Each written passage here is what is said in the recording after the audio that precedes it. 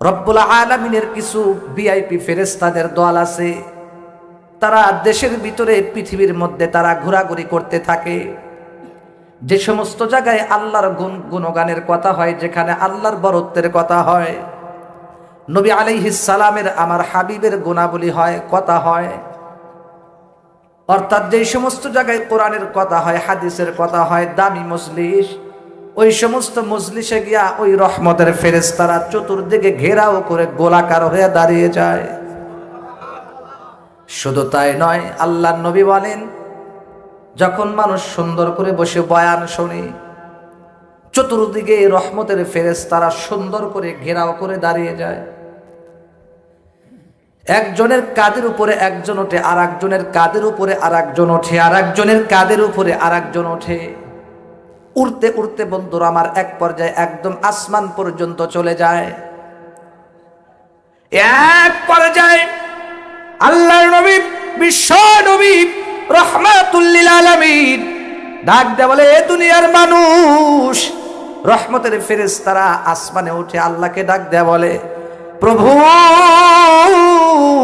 প্রভু গো, তোমার বান্দারা অমুক এলাকার মধ্যে পূর্বতে ঘুরে জামে মসজিদ ও গ্রামবাসীর উদ্যোগে ওখানে সুন্দর ওয়াজ মাহফিল হইতেছে। তোমার বান্দারা যদি চাইতো তাহলে ল্যাপের নিচে, কম্বলের নিচে আরামে তারা স্ত্রীকে নিয়ে সাওয়াল পাল নিয়ে শুয়ে থাকতে পারতো।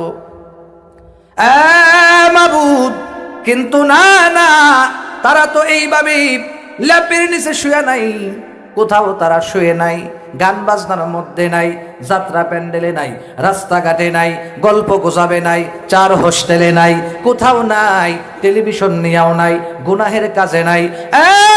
মালিক, সব রকমের দুনিয়াদারি ছাইরা দিয়া একমাত্র এই মাহফিলের মধ্যে কোন কোনে ঠান্ডার মধ্যে বসিয়া তোমার গুরুত্বের কথা শুনতেছে, হাদিসের কথা শুনতেছে। আল্লাহ ডাক দেয়া বলে, ফেরেশতাদের দল, এরা যে মাহফিল শুনতেছে সবই বুঝলাম, এরা কি আমি আল্লাহরে দেখছে নাকি? আর আস্তে সুবহানাল্লাহ কোন। এই পূর্বতে করি এলাকার মানুষ, গভীর মনোযোগ দিয়ে শোনা লাগবে রে যুবক, এদিক সেদিক তাকালে হবে না। আমার পর্দার আড়ালে আম্মাজান, পর্দার আড়ালে গল্প করলে হবে না, গভীর মনোযোগ দিয়ে শোনা লাগবে রে মা। আজকের এই বয়ানটা গভীর মনোযোগ দিয়ে শুনতে হবে। আল্লাহর নবী, বিশ্ব নবী সুন্দর করে হাদিসের মধ্যে বলতেছে, এবার ফেরেশতারা আল্লাহকে ডাক দেয়া কয়, আল্লাহ, তারা তো তোমাকে দেখে নাই। আল্লাহ কয়, যদি দেখতো তাহলে কি করতো? এবার ফেরেশতারা বলে, আল্লাহ, তোমাকে যদি দেখতো তাহলে আরো বেশি করে ইবাদত করতো। প্রভু, শুধু তাই নয়, তাই নয়, সব সময় তোমার ইবাদত বন্দেগী নিয়ে থাকতো, মসজিদে গিয়া থাকতো, তোমার রাস্তায় সময় কাটাইতো, ঈমান আমল নিয়ে মেহনত করতো, কোরআন কারীম নিয়ে সব সময় মেহনত করতো।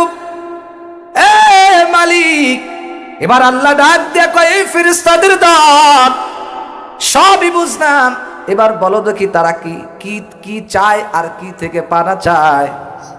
এবার ফেরেশতারা বলে, মিনান্নার, জাহান্নামের আগুন থেকে পানা চায়। আল্লাহকে ডাক দেয়া বলে, মালিক, মালিক, জাহান্নামের আগুন থেকে তোমার বান্দারা পানা চায়। আল্লাহ বলল, ঠিক আছে বুঝলাম, জাহান্নামের আগুন থেকে আমি পানা দিলাম। আর তারা কি চায়? ডাক দেয়া বলে, আল্লাহ, তারা তোমার কাছে জান্নাতের আশা করে। রব্বি কারীম ডাক দিয়ে বলে, এই ফেরেশতাদের দল, তোমরা সাক্ষী থাকো, এই মাহফিলের মধ্যে যারা বসে গেছে তোমরা সাক্ষী থাকো, যারা এখানে বসেছে, পুরুষ হোক মহিলা হোক, যেই হোক না কেন, আমি আল্লাহ এদের জীবনের সব গুনাহ মাফ করে দিলাম, সব মাফ করে দিয়েছি। আপনাদের নাকি কষ্ট হইতেছে? চলবে তো ইনশাআল্লাহ। রব্বে কারীম কি ডাক দিয়ে বলে, মালিক, আমি তো সবই বুঝলাম, ও প্রভু, আল্লাহকে ডাক দেয়, কয় আল্লাহ আমরা তো সব বুঝলাম, মাফ করে দিলেন, কিন্তু এখানে তো এমন কিছু মানুষ আছে তাদের দিল খারাপ, দিল যার খারাপ তার দ্বারা কিন্তু সমাজ ধ্বংস হইতে পারে। মনে করেন এই সমাজে একজনের দিল খারাপ, তার দ্বারা সমাজ নষ্ট হইতে পারে কি পারে না? মনে করেন এই এলাকার মধ্যে একজন যুবক, ও নিয়াত করলো এই এলাকার ভিতরে আজকে আমি বোমা ফুটাবো, বোমা, তাহলে ওর দ্বারা কি সমাজে ভালো হবে না উন্নতি হবে না খারাপ হবে?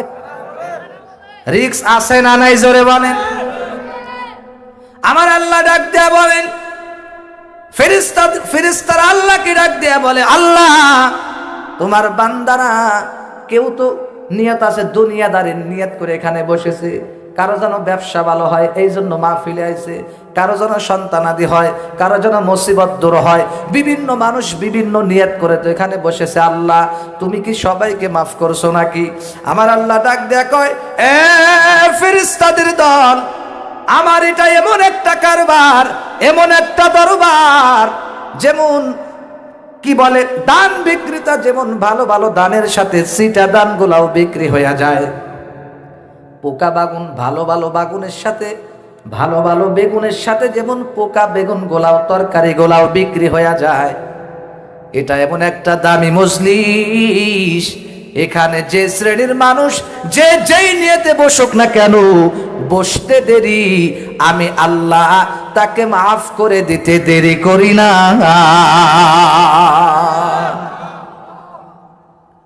আল্লাহ আমার রব, এই রবি আমার সব, ঠিক কিনা বলেন? সবাই বলেন আল্লাহ আমার রব, এই রবি আমার সব, দমে দমে দমে দমে তারি আমরা করি অনুভব। আল্লাহ আমার রব, এই রবি আমার সব, ঠিক কিনা? তোমার দুনিয়াতে আমি যেদিকে তাকাই, অধৈ নিয়ামতে ডুবে আছি সদাই, ঠিক কিনা? তোমার দুনিয়াতে আমি যেদিকে তাকাই, অধৈ নিয়ামতে ডুবে আছি সদাই, পাক পাখালির গানে তাসবিহ কল রব, আল্লাহ আমার রব, এই রবি আমার সব, আল্লাহ আমার রব, এই রবি আমার সব, ঠিক কিনা জোরে বলেন। মুসলমান ভাইরা রে, আমার গভীর মনোযোগ দিয়ে খেয়াল করা লাগবে রে যুবক, আমার পর্দার আড়ালের আম্মা জান, আমার মুরব্বী বাবারা গভীর মনোযোগ দিয়ে খেয়াল করেন। তাহলে আজকে আমরা মাহফিলে এসে লস করছি নাকি জিতছি? দুনিয়ার মধ্যে সবচাইতে উত্তম জায়গা কোনটা বলেন তো? আল্লাহর ঘর মসজিদ। আর সবচেয়ে নিকৃষ্ট জায়গার নামটা কি বলেন তো? বাজার। এত খারাপ, তারপরেও এত জানকে কথা বলেন ঠিক কিনা? হাই রে বাজারে ভিড় রে ভাই, চার দোকানে বসে বসে গল্প করে, একজন বিড়ি টানে আর বলে হায় হায় হায় দুনিয়াতে ভালো মানুষ নাই। আছে না না? চার হোস্টেলে বসে কিছু মানুষ আছে দেখবেন, নামাজ নাই কালাম নাই, ওই গান বাজনা নিয়ে থাকে আর বিড়ি টানে আর কয় দুনিয়াতে ভালো মানুষ নাই ভাই। আর উনি খুব ভালো, উনার যে নামাজ নাই, রোজা নাই, কালাম নাই, ঢিলা কুলুক নাই, কিচ্ছু নাই, নামাজের কোনো ধার ধারে না, উনি খুব ভালো মানুষ, উনার উসিলাই হয়তো আল্লাহ দুনিয়া টিকে রাখছে, উনি খুব ভালো। যারা এই কথা বলে যদি শোনেন বলবেন এই বেটা তুই এক নাম্বার খারাপ, তুই কারে খারাপ কস? ঠিক কিনা? জনগণের দোষ দিতেছে, সমাজে ভালো মানুষ দেখি না, সমাজে ভালো মানুষ দেখে না। আমি মনে হয় বানায় বললাম ভাই, এলাকায় নেই হয়তো। আচ্ছা বন্ধুগণ, আমার গভীর মনোযোগ দিয়ে খেয়াল করবেন, কোরআনে কারীমের হাফিজ কোরআন শরীফের 14 নম্বর পারা সূরাতুল হিজরের 9 নম্বর আয়াত আমি আপনাদের সামনে তেলাওয়াত করব। এই আয়াতকে সামনে রেখে আপনাদের সামনে আমি কথা বলবো, বলেন ইনশাআল্লাহ। কোরআনে কারীমের সূরা হিজরের 9 নম্বর আয়াত আপনাদের কিন্তু মুখস্থ রাখা লাগবে, মাঝে মাঝে দৌড়তে পারি। এর যুবক আমার আব্বাজান আমার আম্মাজান খেয়াল করেন, কোরআনে কারিমে আল্লাহ বলতেছেন ইন্না নাহনু নাযালনা যিকরা ওয়া ইন্না লাহু লাহাফিজুন।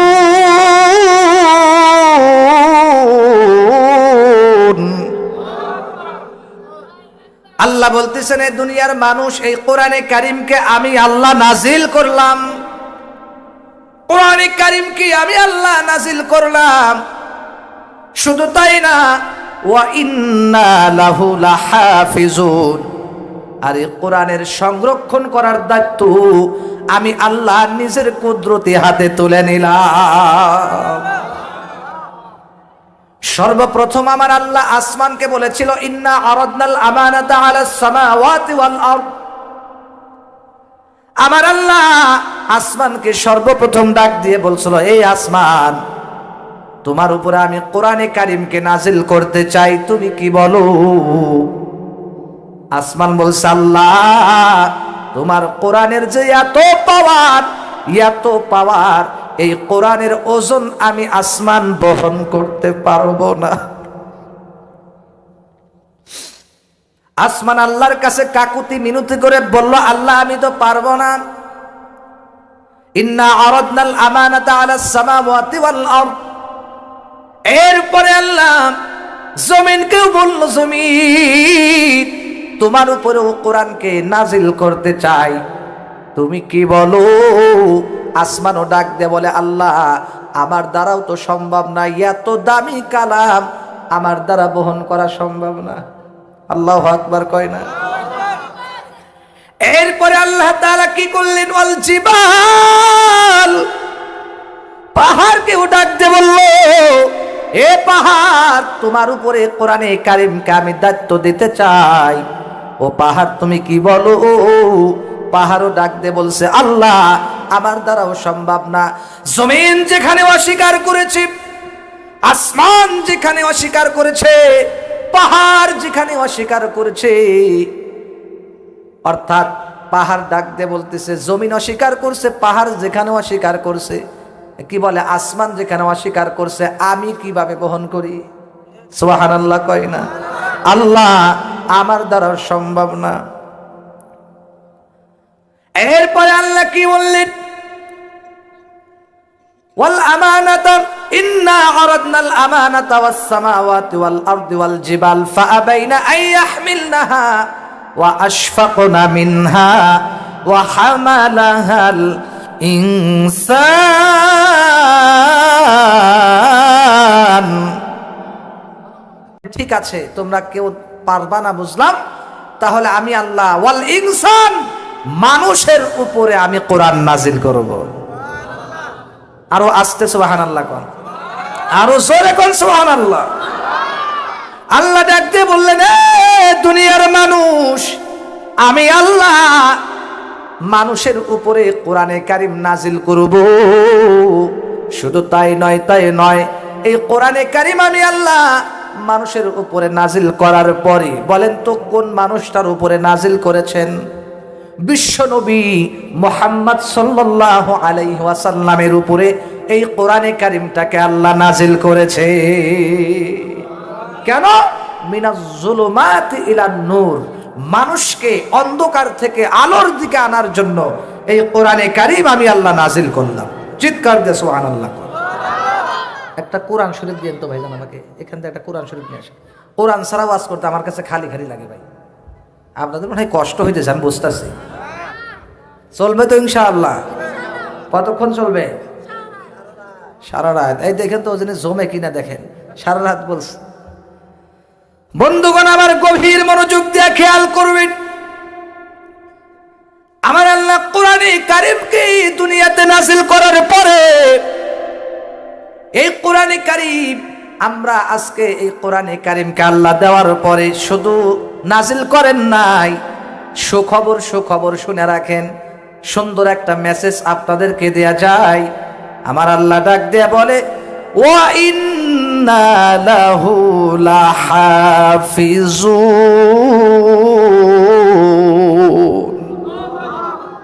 আল্লাহ ডাক দেয়া কয়, এ দুনিয়ার মানুষ, কোরআনে কারীম আমি আল্লাহ নাজিল করলাম এবং এই কোরআনকে সংরক্ষণ করার দায়িত্ব আমি আল্লাহর কুদরতি হাতে তুলে নিলাম। কিয়ামত পর্যন্ত কোনো বাতিল শক্তি, কোনো মানুষ এই কোরআনকে বিভ্রান্তি করতে পারবে না, কোরআনের কোনো ক্ষতি করতে পারবে না। জোরে কোন আল্লাহু আকবার। এই কোরআন আমাদের জন্য নিয়ামত। কেমন নিয়ামত? আল্লাহ বলেন, হুদাল লিল মুত্তাকিন।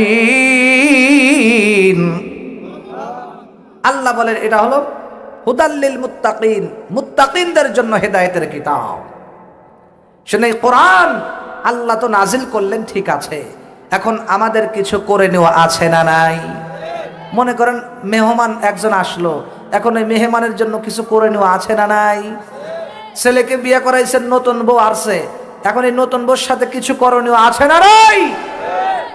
কোরআনে কারীমকে আমার আল্লাহ নাজিল করলো আর ডাক দিয়ে বলল, এ দুনিয়ার মানুষ, কোরআনে কারীম তো নাজিল করলাম, এখন কাজ করার দায়িত্ব তোমাদের, আর হেফাজত করব আমি আল্লাহ। আমার আল্লাহ ডাক দিয়ে বলে, এই কোরআনে কারীম তোমাদের শিখতে হবে, শিখতে হবে। এ মানুষ, আল্লাহর নবী বলেন, খায়রুকুম মান তাআল্লামাল কুরআন ওয়া আল্লামা।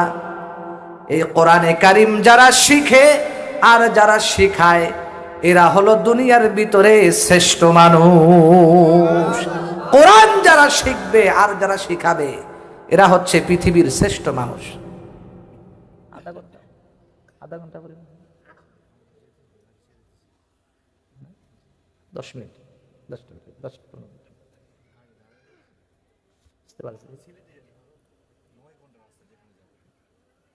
আচ্ছা 10টা মিনিট। আমার দিকে খেয়াল করেন, মনোযোগ দেন বন্ধুগণ আমার। এই কোরআনে কারীম আমার আল্লাহ নাযিল করার পরে আমাদের শুধু বসে থাকলে হবে না, আমাদের আরো কিছু করণীয় আছে। কোরআনে কারীম শুধু বুকে ধারণ করলে হবে না, কোরআনে কারীমকে আলমারির মধ্যে শুধু রাখলে হবে না। এই কোরআনে কারীম আমাদের পড়ার, তিলাওয়াত করা দরকার আছে না নাই? এই কোরআন ডাক দেয়া বলে, দুনিয়ার মানুষরে, আমি কোরআনকে শুধু আলমারির মধ্যে বন্দি রাখো না, আমি কোরআনকে তোমরা পড়বা, বেশি বেশি পড়ো। আর আমি কোরআনকে যত পড়বা তত নেকি, তত সওয়াব, তত শান্তি আসবে। সুবহানাল্লাহ কয় না?